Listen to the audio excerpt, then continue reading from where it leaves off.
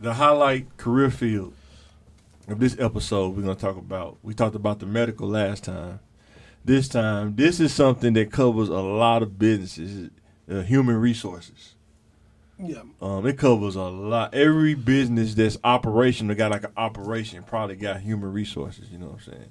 These are the people you first see before you get hired on. You go through the interview process. Usually the people that call you back is human resources. You know what I'm saying? I don't. Do you have to have a degree to start a human? I don't think you'd have. I mean, to. they got I think they got programs that are kind of trained. They got different levels. They do got different levels. I mean? And like everything, yeah, management. You know what I mean? You got, supervisors, you got directors, general managers. It's the tree. It's a hierarchy and everything. Entry level as well. But anything you want to go into, even if it's the medical field, any hospital, got a human resources, right? Definitely hospitals, Corporate thing, they got a human resources. They take care of a lot of things. Right. Like if you like paperwork, keeping up with information and stuff like that, human resources is for you. Yeah, I mean, and it's different parts. So like you like, fighting for people's rights when people they had. Those are a lot of like big agencies like colleges and state agencies and stuff like that. Was a bunch of diverse group of people. It's all kind of somebody's been treated unfairly. They gotta report that to you, and that's that part of it. The onboarding, the research and background checks, things like that. That's what the definition oversees the management of people in an organization. They interview, screen, and interview job applicants and place newly hired workers in jobs.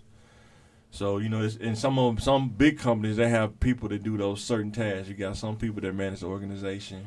You have another set of people that interview people. You have another set of people that, when they hire, they take care of their paperwork and place them in the job. You know what I'm saying? Skills you got to have. Communication. Whoa, why we keep saying communication, right? Yeah. You got to be able to talk. That's not an introverted job. You know what I'm saying? You got to deal with people. You got to talk to people. And you deal with different people every day. Like, definitely. Some jobs, you just deal with, I deal with Mike, Jesse, and Billy. That's all the people I deal with. You're dealing with different people. You're with all different type of personalities. You know what I mean? If you're a recruiter, you're actually going out there recruiting people for these jobs and the positions. You're trying to fit the puzzle pieces in the right place. And then most times you think about that community. Most people don't even like talking to human resources on the other side of the fence. They be thinking they like talking to the feds or something like that, man. When HR come around, man, boy, like the feds in town. Here they come.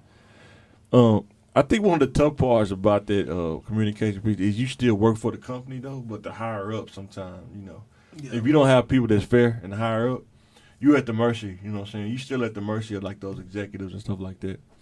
So that's something to think exactly. about. You're they trying can tell to you to do the this. people, but you still you're supposed work to fight for for the their company. rights, but you still work for that company. Exactly.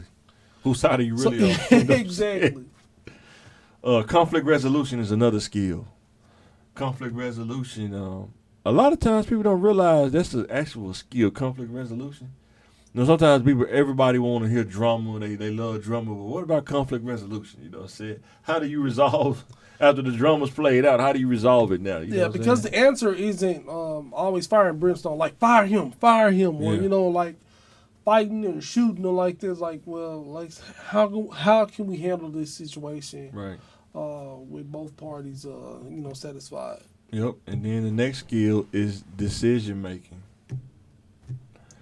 You got to be able to see through that person's representative, you know what I mean, and then and make a decision on who to hire. Right. All applicants look good on paper. They so do. What are you going to do? Sell you a dream on paper, man. So you got to make the decision. You got to make ask the right questions. Yeah, that's true. Assess the personality. Is this the right personality for this position? A lot of people think you shouldn't stereotype. You talk this stuff, but most positions are. There are certain personalities. Like you want to work in cybersecurity, you probably not gonna hire somebody that's unorganized and not detail oriented and don't like to read a bunch of articles and stuff like that. That don't fit cybersecurity. Yeah. Most people in cybersecurity. You seen people in cybersecurity? Man, most people are like detail oriented. You know what I'm saying? They real. I don't want to say OCD, but pretty close. Yeah. and they read, because it's so many attacks on the network that comes out. You have to keep up with that stuff, you know what I'm saying? Reading articles and, this kind of attack just happened a couple of days ago. You got to stay up on that kind of stuff. Not everybody, that's not for everybody, you know what I'm saying? They pay good, but it's those little things you got to think about, you know what I'm saying? Decisions like decision making of going against the company or staying with the employee. Boy. Is this a frivolous, is this a baseless claim that these people are making? He always coming in here talking about somebody discriminating against him. That's his third report this month. You know what I mean? You got to decipher through that. I'll tell you a situation. It was a company I worked at, and people would get in trouble. And let's say you got 3 strikes, right? You on your second strike, and then you go file for FMLA. And they start noticing the trend, like, why does everybody keep doing FMLA? But what they weren't thinking about was they would do that so they won't get fired. Yeah. And then by the time they come back, it seems like everything kind of died down. You know what I'm saying? Now you back at strike 1 now, or even no strikes. You know what I'm saying? And then somebody made the decision that, hey, in order to file FMLA, you gotta have paperwork. You can't just file FMLA, then you just go on FMLA. It needs to be a valid reason.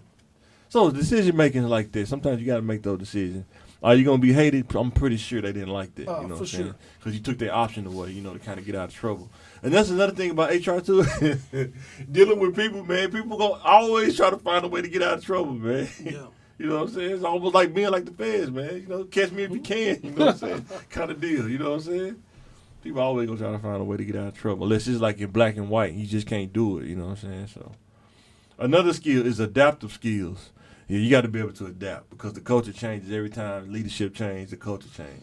Exactly. He may come in and clean house, you know what I'm saying? Or, this manager over this department is cool with people, but this other manager not cool with people. So if that manager get fired, everybody up under that manager probably going to get fired. It's not cool with everybody, you know what I'm saying?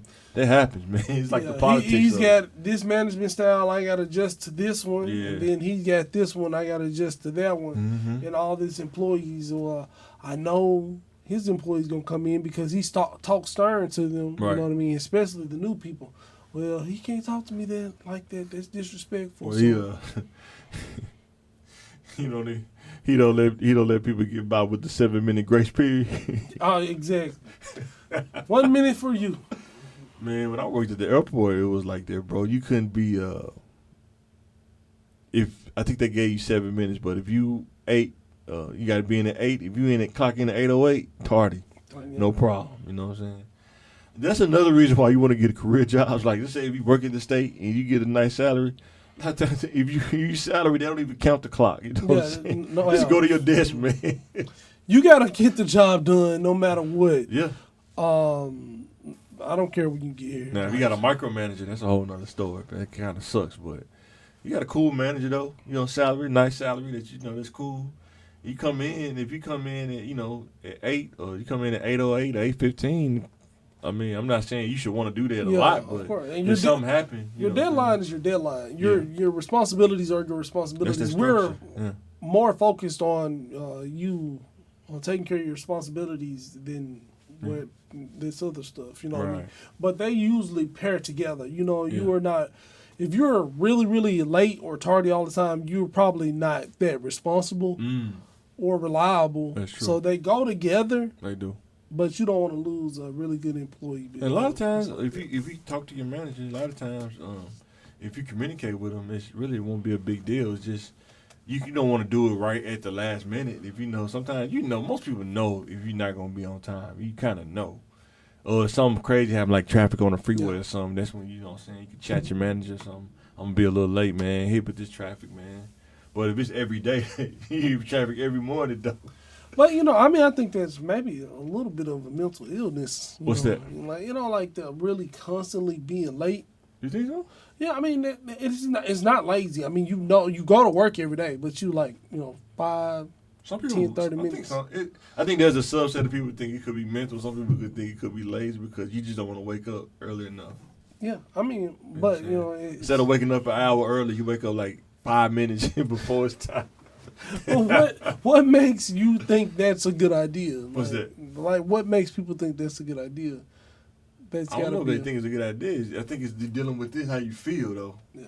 You know, you don't feel like getting up an hour early. You know, so you hitting the snooze. But I go through that. Sometimes that happen to me, man. I gotta break out of that. You know, and you get caught up in that cycle. Next thing you know, you making a crazy structure that now you waking up 5 minutes before it's time to go. You know what I'm saying? You trying to? It's easy when you by yourself as single. It was super easy. When you got kids and stuff, man, it ain't easy, bro. Because you got to get the kids up, you got to get them ready, then you got to get ready. They got different moods.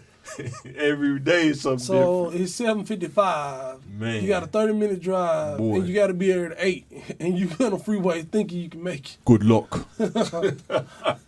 Sound like a movie, man. If I can drive so fast, I can go back in time. And I think this is the last skill. Yeah, the last skills, organizational skills. Yeah, if you're not organized, HR gonna be tough for you because I've seen some HR, they got papers everywhere, bro. You know, now things are starting to go to digital now, but you still have to put the stuff in the computer.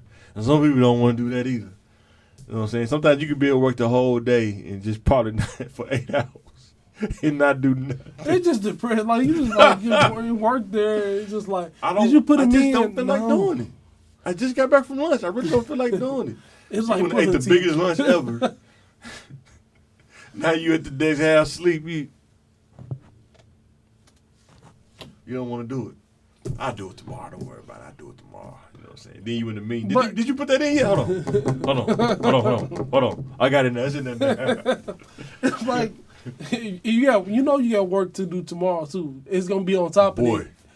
And if you can do it that fast, like your parents, if you can do it that fast in the first place, why do you just do it? Do you think the trick is you try to get like a nice salary paying job that's laid back? Yeah, I mean, you don't want that high stress. High stress, yeah, low stress, yeah. That's a riddle, man. That really like them high stress jobs, it kill. Well, you know, they paid $5,000 extra, but it's really stressful. But I gotta get that money, gotta get the grind. Do you think factory jobs are stressful? I mean, I guess to some people people, like 18 hours. You know what? Maybe it's not. You work 18 hours. Maybe a day? it was not. Maybe it's not mentally or emotionally stressful. Yeah. Like you don't have to make life or death decisions, but it's physically probably demanding the hours, being on your feet and things like that. Yeah. So you gotta. What kind of stress are you wanting to deal with? You know what I mean? Like mental stress, physical stress, or that enduring stress. Like, you know, staying the job easy and simple. Yeah. Don't take a lot of brain power, but I don't like standing up on my feet. Right. But it's not that physical. So we're gonna get into some of this, right? Salary range, right? It's a wide salary range. These are kind of weird jobs. It says entry level, like a national average, entry level is $44,179. All the way up to being like a top tier HR person, $194,000 a year.